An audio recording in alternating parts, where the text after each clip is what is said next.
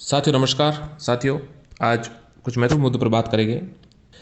सबसे महत्वपूर्ण साथियों रीट पदों पर जो खबर आ रही है उस बारे में बात कर लेते हैं। साथियों कुछ समय पहले हमने आपको बताया था कि रीट पदों में जो संख्या है 31,000 पोस्ट है, उसमें से 17,000 पर L2 की पोस्ट है और जो 14,000 है वो L1 के लिए है। परंतु साथियों आज एक ऐसी जानकारी मिल रही है, यदि भी हम उसे एकदम परफेक्ट तो नहीं कह सकते कि बिल्कुल सत्य होगी, परंतु सरकार ने जो एफिडेविट दिया, जैसी जानकारी मिली है न्यूज़ में कि 18,000 का दिया है लेवल 1 के लिए। तो साथियों इसमें दो बातें हो सकती है, या तो ये ऐसी बात है कि सरकार जैसे विज्ञप्ति आ रही है उसमें 18,000 पद L1 के हैं, परंतु या फिर ये बात भी हो सकती है कि राजस्थान में अब वर्तमान हालात में L1 के 18,000 पोस्ट खाली है। इन दोनों में से बात हो सकती है। अगर सिर्फ रिक्त बताए हैं तब तो कोई बात समस्या नहीं, क्योंकि तब तो L1 और L2 के जो अलग अलग पोस्ट आएगी वो अलग आएगी। परंतु अगर ये है कि 31,000 में से 18,000 इनकी आ रही है, तो फिर लेवल 2 के लिए तो सिर्फ 12,000 पोस्ट ही बचती है। भर्ती काफ़ी समय से हो रही है, इसलिए सभी साथियों से यही निवेदन है कि आपको पोस्ट बढ़ाने की मांग करनी चाहिए और ज़्यादा से ज़्यादा पोस्ट बढ़ाए। पोस्ट खाली है, पद रिक्त है, तो लगभग 3 साल बाद भर्ती आ रही है, तो पोस्ट बढ़ाने की मांग करनी चाहिए। आप भी करें और सभी करें। प्रश्न पर आपत्ति पर कितने बोनस मिलेंगे? साथियों हमने आपको एक ऑडियो आपको एक पता है, आपको जो हमारे चैनल पर उपलब्ध करा, जो याचिका करता है उन्होंने अपना संदेश दिया था, तो उन्होंने याचिका लगाई है।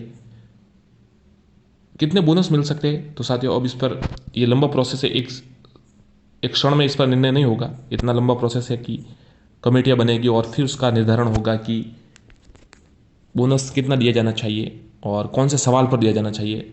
आप देखते हैं लगभग 10 से ज़्यादा प्रश्नों पर अब आपत्तियाँ लगी है, तो सब पर तो बोनस मिलना संभव ही नहीं है। महत्वपूर्ण कुछ सवाल देखेंगे कि इसमें परिवर्तन हो सकता है और जो आपका सोर्स होगा वो ऑथेंटिक होगा, तो इस प्रकार निर्णय आएगा, परंतु निर्णय आने में समय लगेगा। और किनको बोनस मिल सकता है? याचिकाकर्ता को मिलेगा या साथियों? अगर देखिए साथियों, इस सारी प्रक्रिया से पहले ही आ जाता है अगर जो फैसला कि भाई इनको बोनस, तब तो वो सभी पर लागू हो जाएगा और रिजल्ट वापस मतलब उसकी के अनुसार आ जाएगा, जो आंसर बताया जाएगा उसके अनुसार। परंतु अगर ये इसमें टाइम लगता है और तब तो कई बार तो साथियों उसमें समय लगता है, तो फिर सिर्फ याचिकाकर्ता को ही फायदा मिलता है। उसके बाद भी प्रोसेस होती है, कई साथी होते हैं जो याचिका वो खुद वापस याचिकाकर्ता बन जाते हैं, वो भी लाभ ले लेते हैं। तो इस प्रकार साथियों ये चलता है।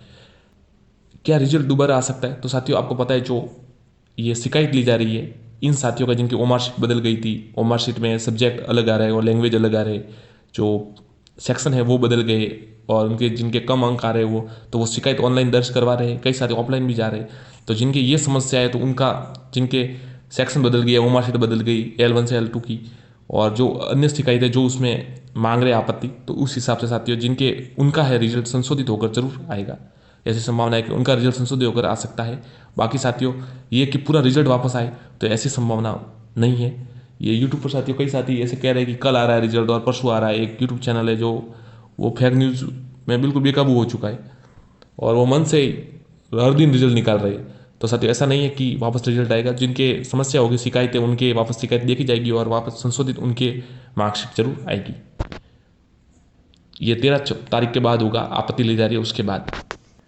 और अगर साथियों रिवाइज रिजल्ट तब होता है जब सभी जो किसी अंक प्रश्न का जो उत्तर है वो बदल जाए और सभी पर वो लागू हो, तो फिर सबका संशोधित होता है। परंतु ऐसी संभावना साथियों अब दिख नहीं रही है। अभी अभी तो यही दिख रहा है कि इन्होंने शिकायत ली है और फिर ये 13 तारीख के बाद इन जो साथियों का जिन अभ्यर्थियों की समस्या हुई है उनका रिजल्ट वापस संशोधित होकर आएगा, जिनके सेक्शन के सेक्शन बदल गए या ओमार शीट बदल गई है और उनकी गलत तरीके से चेक हो गई फिर, तो इसलिए साथियों ये उनका रिजल्ट आ सकता है साथियों। बाकी पूर्ण रिजल्ट पूरा आने की संभावना बहुत कम है साथियों। और ऐसे न्यूज़ बताते रहते हैं कि, और एक यूट्यूब चैनल वाला तो मैंने सुना वो ऐसा कह रहा है कि उमार शीट इधर उधर हो जाती है। उमार शीट साथियों इधर उधर नहीं होती, वो बोर्ड का काम है, बहुत प्रोफेशनल तरीके से करते हैं, वो बिल्कुल अच्छे तरीके से करते हैं, ऐसे थोड़ी होता है। तो बहुत ही अच्छे तरीके से उन्होंने काम भी किया है। इन जो समस्या हुई है उनके संशोधन के लिए भी वो अच्छे तरीके से काम कर रहे हैं। कोई साथी जो सीधे अजमेर बोर्ड गए ऑफलाइन, मतलब वहाँ मिलने गए, तो उन्होंने कहा कि अच्छे तरीके से सब डॉक्यूमेंट्स ले रहे हैं और अच्छे तरीके से बात कर रहे हैं और सही तरीके से हमारी समस्या का निस्तारण करने का प्रयास कर रहे हैं। आपने फेसबुक पर कई पोस्ट भी देखी होगी कि वो प्रयास अच्छे तरीके से कर रहे हैं और ऑनलाइन आपत्तियाँ भी ले रहे हैं और उनको कहा है कि आपका रिजल्ट जिन्होंने है उनका संशोधन होकर आएगा। बीएड बीएसटीसी विवाद साथियों आज सुनवाई हुई 22 तारीख को। ऐसी संभावना है कि अंतिम सुनवाई होगी।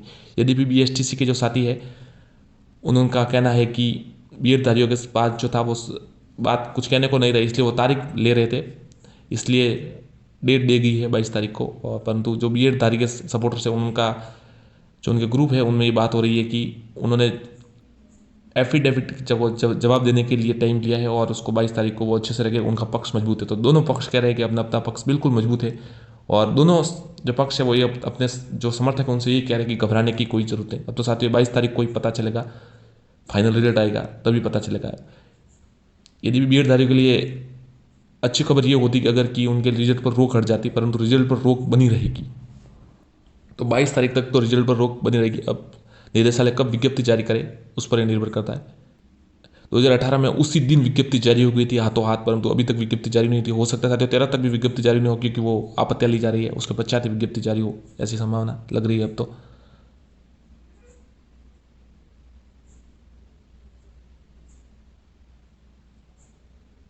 और साथियों जो पेपर तथाकथित पेपर लीक मामले में जो याचिका लगाई गई है उसकी भी सुनवाई होने वाली है, तो उसमें जो सुनवाई होगी उसके अपडेट के लिए आप जुड़े रहिए। धन्यवाद साथियों।